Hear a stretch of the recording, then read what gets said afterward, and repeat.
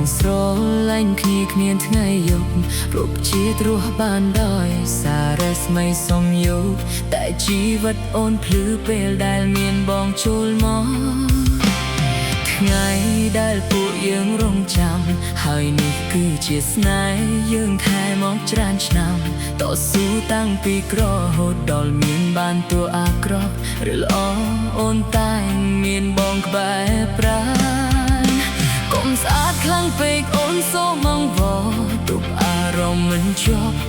បេះដូងលួចញាប់ថ្ងៃនេះជាថ្ងៃអ្វីប្រាប់ផងបងមិនធ្លាប់ចាស់ទុំរៀបចំអោយយើងខ្លាយជាគូគប់បងគឺជាប្តីដែលអូនទួបងដោយត្រង់សូមជាប់បេះដូងមួយនេះផងតើបានទេ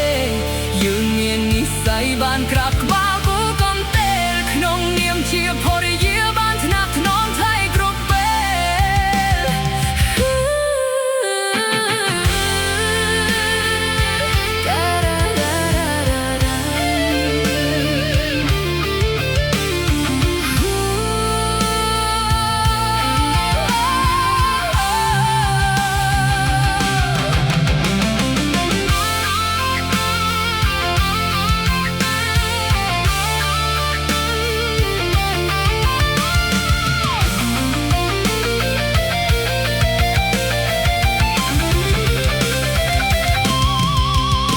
ធ្លាប់ដប់ទៅកាត់សក់តាំងពីក្មេងថ្ងៃនេះបាកាត់សក់ឲ្យអារម្មណ៍កូនហាក់ប្រែផ្សេង